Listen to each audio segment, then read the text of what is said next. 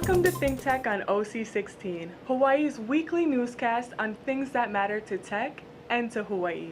I'm Zuri Bender. And I'm Ali Yamashita. In our show this time, we'll cover the Downtown Forum program on world-class medical research in Hawaii. Dr. Jeannie Pressler, Executive Vice President and Chief Strategy Officer of Hawaii Pacific Health, the largest healthcare provider in the state, moderated a panel of 5 researchers and a representative of HMSA. The program was presented at the Downtown Laniakea YWCA and sponsored by Hawaii Business Magazine.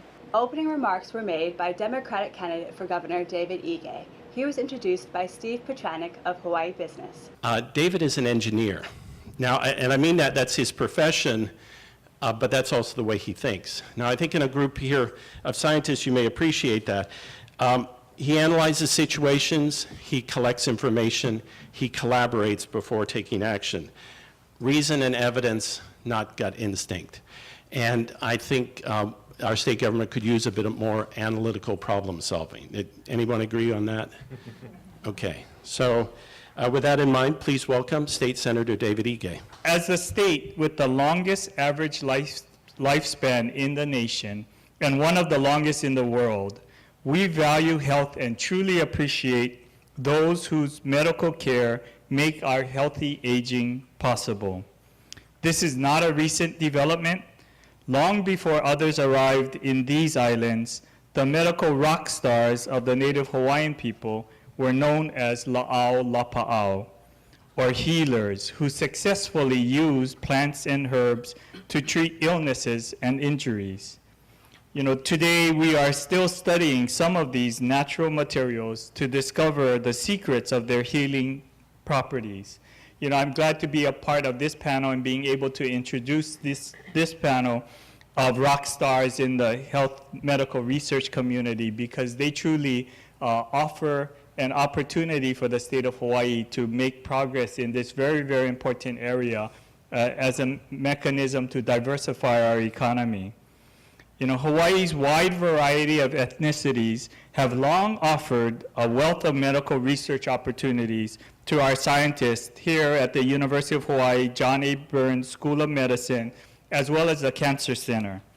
For the past half century, the Honolulu Heart Program at the Kuakini Medical Center has monitored the health of more than 8,000 Hawaii men of Japanese and Okinawan ancestry. And I personally, my family, are part of that 8,000 cohort, and we've benefited from periodic screening and tests and assessments that really allowed us as a family to keep better track of our health. And I think that the results of this medical research are just one of the many examples of the opportunities that would exist in our community because of its diversity. After David Ige's opening remarks, we turn the program over to Dr. Jeannie Pressler to moderate the panel. The objective today is to give you an example of some of the research and technology that's going on today in medicine, and there's many other researchers as well. I recognize that some of you are in the audience who are working on this. So this is to pique your interest, give you an idea of some of the things you may not be aware of.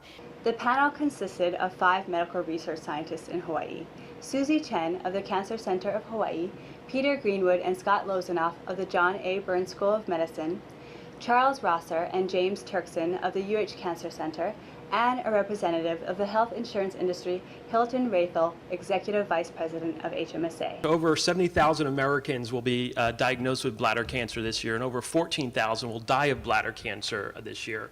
Bladder cancer has a dubious distinction to have a very high recurrence rate. Over 50 to 70% of the patients with bladder cancer will have a recurrence. So couple this all together, we are estimating that over 500,000 Americans are struggling with bladder cancer day in and day out here in the States.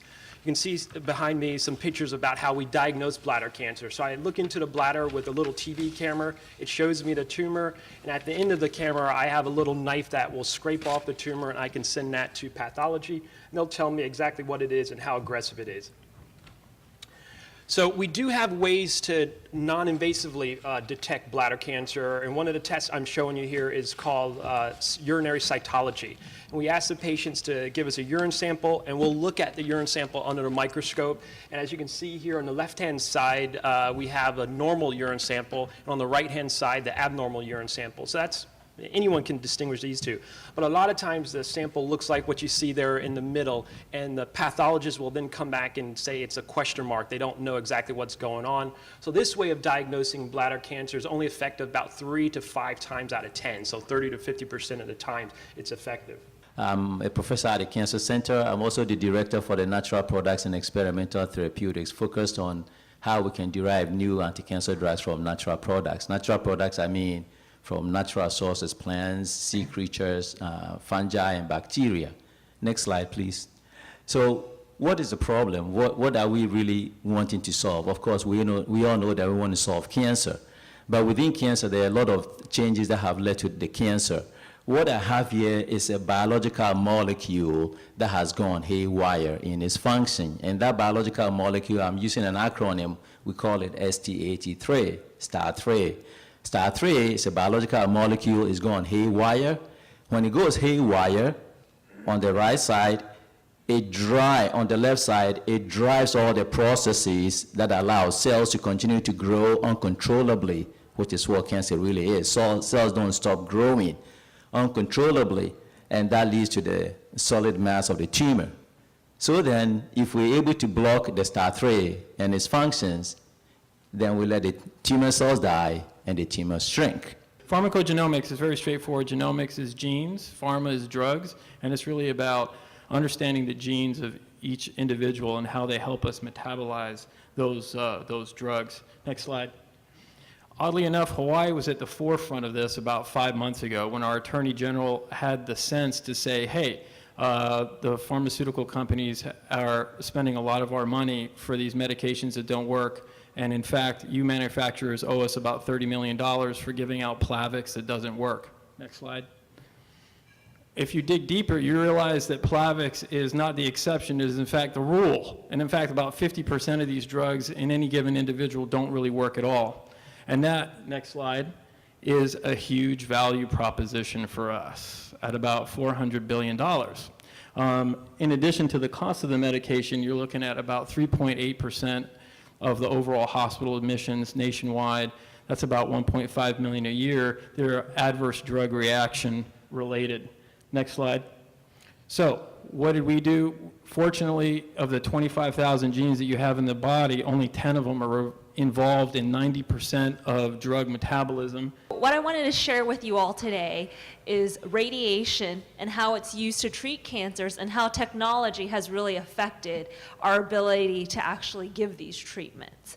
And I think in order to actually see how technology has affected it, I think we should look back as a historical perspective and see that radiation has actually been used since the 1800s to treat tumors, mainly of the skin, because the radiation couldn't penetrate that deeply. It wasn't until about the 1950s that the modern linear accelerator was actually developed. And this is a machine that actually can accelerate electrons and photons to a speed that can actually penetrate more deeply in a patient to treat tumors that are deep within the patient.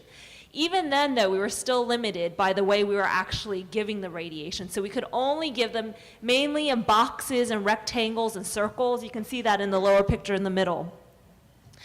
More recently, we've actually had the development of what we call multi-leaf collimators, which are little MLCs, little leaves that come in and out of the radiation field and can conform and shape around a tumor.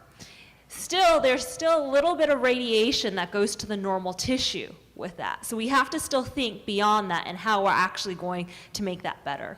I have an interest in medical imaging, and today I'm going to talk to you a little bit about a database system that we're developing for anatomical variations for clinicians and also for educators. So the research that I'll be talking about developed about 4 years ago, and we were working with a company out of Portland on sleep apnea. Sleep apnea, as many of you know, is a big problem. 22 million people have it.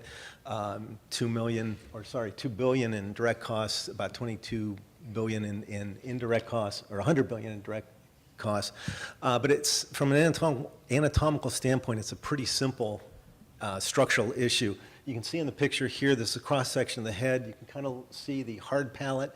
And then if you focus on the soft palate, that little pink thing that hangs down at the end of the oral cavity, essentially all that happens is it drops. Next slide, please. And you can see how it just kind of drops. So structurally, it's a pretty simple issue, but correcting it is a big problem. So we worked with a group in Portland that developed an orthodontic appliance that attempted to move the maxillary teeth out and arch the palate. So we were charged with developing the software. Essentially, the appliance is the upper left.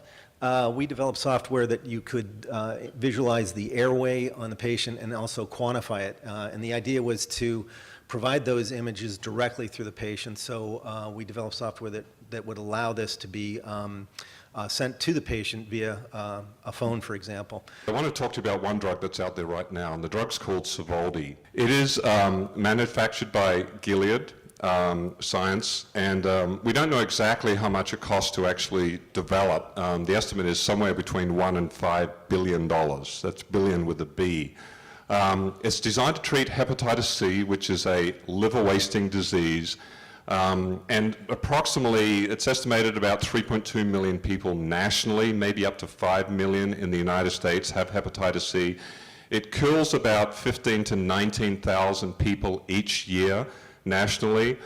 Liver transplants, again, it's a liver wasting disease, and so, you know, if it does develop, a number of people end up with liver transplants. Right now it costs almost $580,000 to get a liver transplant.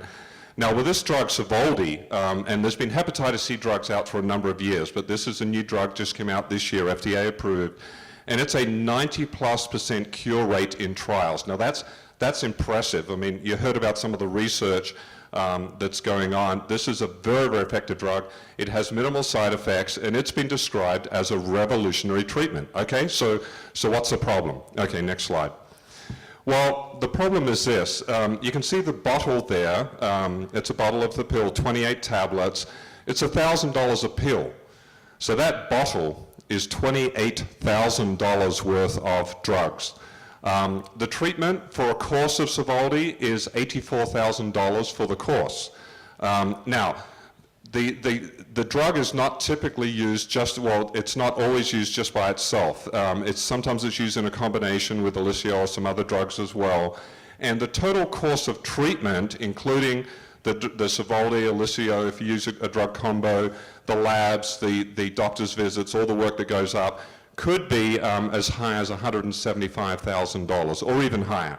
After the panel spoke, Dr. Ginny Pressler moderated Q&A from the audience with the help of Alex Burgo of LiveSIF.com. The panelists were then given a minute to wrap up and suggest takeaway action points for the audience. We've been talking about big decisions about things that get funded, things that don't get funded, what types of research we should or should not be doing, what's appropriate for each patient. So I think it's a very exciting time, but it's also very, it's in a way a very anxiety-provoking time. How do you help your patients make these decisions? 4 years ago, HPH, Queens, and Kuakini formed a consortium, Hawaii Cancer Consortium, which was designed to facilitate clinical trials in this community. And without understanding how patients get into clinical trials, the benefits of clinical trials, really, we can spend a lot of time in the laboratory. We have a medical school here that's really good, and I think under the direction of Dean Hedges,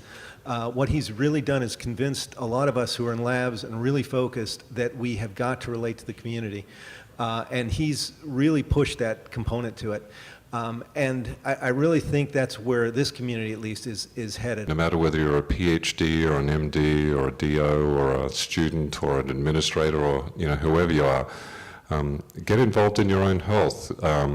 Ask questions, make decisions. Don't just be passive. Don't let things happen to you. I think we're showing that we're coming up with better ways to detect bladder cancer, but we need to expand this to other cancers as well so that we can pick these cancers up earlier when they're amenable to the current treatments that we have. So how can we do this then? It will lead into my action point. I think every one of us who presented here is, in a way, reaching out to the community for support. I think with the community support is what is going to take the university and the units within the university to the next level. We clearly need funding from various sources, whether it be investor funding or government funding, policy changes to support technology. There's great opportunity for us to carry this forward. And after the program was over, we walked around with our camera to find out how people reacted. I was looking for more of a IT focus, but it was more focused on medicine and medical research. Great to have research, but let's bring in the companies and the entrepreneurs that can license this great technology and get it to the market. One of the things that our state could do better is start surveying industries on how they can be supported better by policies and by incentives and things like that. I thought it was a really interesting forum. It brought out a lot of information and answered a lot of people's questions about what can be done in medical research in Hawaii. It was awesome, exciting. I think it creates a really great platform to be able to pass on the information regarding what we do at the Cancer Center, to the community. I didn't know about all of these research and technologies that were going on before we put this panel together, and I had put feelers out to the Cancer Center and to the med school asking them about what kind of research is going on that we might want to have for this forum, and that's where these ideas came forth. Sometimes we're trapped in our labs and we become so focused that we don't really know what's going on in the lab next door, so it was very nice to be with these folks and to learn more about our own health community. I learned a lot about other things that were going on in the community, so it was very eye-opening for me. It's very exciting. I think it was extremely informative, and I think it's reflective of the caliber of the people we have at the UH Cancer Research Center. Research is only good if it actually gets put into effect out there in the market, right? So that's, by definition, that is commercialization. So, and that is, as the panel was talking about today, that's a real challenge here in Hawaii. In order to be successful in Hawaii, we need the funding. Significant funding. That's what's happened in every single place that this has happened. Remember, every city in the world wants to try to accomplish what we're talking about here today. And you need very significant financing to come in and fund the research and the companies that can come from the research. If you don't have that, it's not going to happen. Hawaii needs to decide what it wants to be when it grows up. And when it wants to matriculate out of DoD dollars and tourism, it has to understand what is true niches in R&D, and that's really primarily in a phase 1, phase 2 type of hotbed environment, so that you spin those technologies out to the next level. They get picked up by someone else in a bigger market. As you could see from the program, we're doing advanced research on cancer and other difficult diseases. We have a diverse test population that is unique and helpful for research. It's all natural for Hawaii, but to keep up with the national research community and to maintain our standard of excellence, we need to keep pushing the envelope right here at home. It was very exciting to hear these speakers talk about the science of their medical research. But they're not the only ones in Hawaii who are doing it. There are lots more. They just couldn't all be on the same stage at the same time. Suffice it to say, they are representative of the quality of research that's going on. All in all, this was a world-class panel of medical research scientists working on world-class medical research projects. Everyone was stunned at the level and the importance of their work. We were delighted to have them at the forum and to have them here doing their work in Hawaii. Thanks so much to David Ige for providing his opening remarks, and to Dr. Ginny Pressler for organizing and moderating this blue ribbon panel. And kudos to the panel for their great presentations. Thanks also to Alex Burgo and LiveSif.com for their help with the Q&A and other parts of the program. ThinkTech will do more programs like this, exploring the research being done in the medical and scientific community here in Hawaii. We'll present other principal investigators and other great scientific research projects you need to know about. We'll let them talk in the language of science and tell you what's going on in the world of science. We want to know everything, so stay tuned for more here at ThinkTech.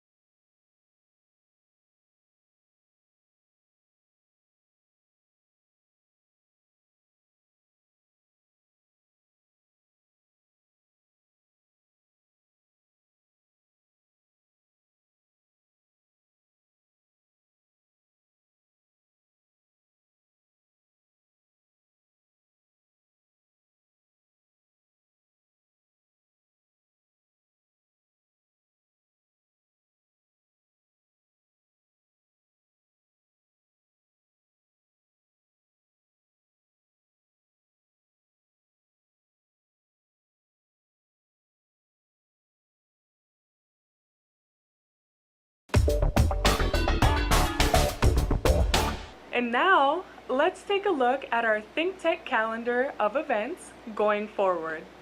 ThinkTech broadcasts video and audio for all of our talk shows live on the internet from 1 to 5 p.m. every weekday afternoon. If you've missed a show or want to replay or share any show, they're all archived on YouTube. Visit thinktechhawaii.com for our live stream and YouTube links, or to join our email list and get these links and advisories on our upcoming shows. We also invite you to be a part of our live audience at our downtown studios in Pioneer Plaza. Contact Jay at thinktechhawaii.com. Raise your awareness in every way on ThinkTech.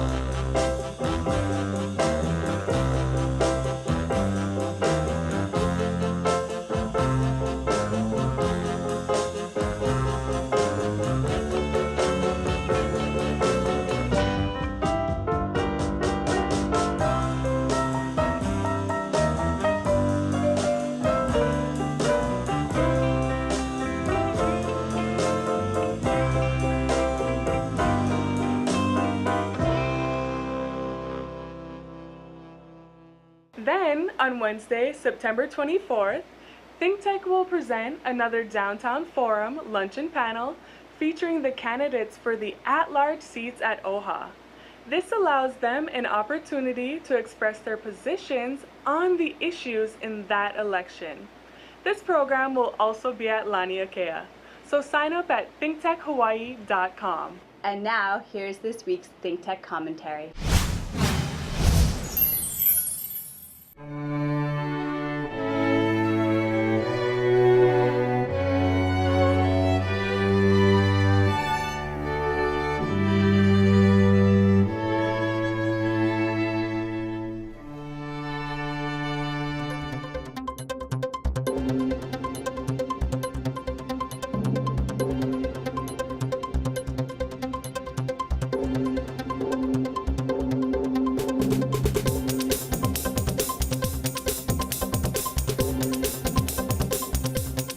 I'm Jay Fidel with this ThinkTech commentary. Now, we're getting into the final stretch for the campaigns this year, and it's time for both candidates and voters to get serious. About 60 days away. It's time for you and me to get serious. Maybe lots of newspaper summaries about who's who, lots of flyers and knocks on your door, lots of TV, radio, and internet ads, to say nothing of a million social media messages. Really, you cannot and should not limit your civic education to what they tell you now. Don't be a cow. Be a citizen, proud and happy, imbued with the franchise. This is your time. Some of the candidates have been in office before. Some have long records of public service. No surprise that sometimes they will be selective in what they remind you about. No surprise that some of them will want to repackage themselves. It's the American way, governed by the public relations approach to campaigning. I suppose you could say that that's their job as candidates. You need to recognize that. But you have your own job as a voter. It's to remember how things were before, how the candidates conducted themselves in office or public life, what they did or didn't do, good or bad. You have to examine what they have done before to imagine what they will do now if they are elected. You have to go behind the tweets and one-liners. You have to remember that somebody else wrote or vetted every word they say. That's the American way, but don't let anyone buy your vote. You have to test what they say, and for that matter, what is written about them in light of your own recollection and life experience. You have to apply your best judgment, your best analysis, critical thinking as to whether a given candidate will help you and the community. This is serious business and requires some time and effort from you. It's not a time for self-imposed ignorance or amnesia. Let's see your best thinking. Remember that Google and the internet make it easy. You must put that time and effort in, not only because you don't want a mean or incompetent official in office, not only because you don't want any official to lose ground or damage our community, not only because you like him or don't like him or her, but because it's your duty to the rest of us, to the community, your friends, neighbors, and the children and unborn children of our society. In voting, you are investing that time into our state and our country and our collective future. Yes, it's a duty, a burden, an expectation. I mean to impose some pressure on you and me for all of this with this commentary. But don't be intimidated. You do the best you can. We'll be right back to wrap up this week's edition of Think Tech. But first, we want to thank our underwriters.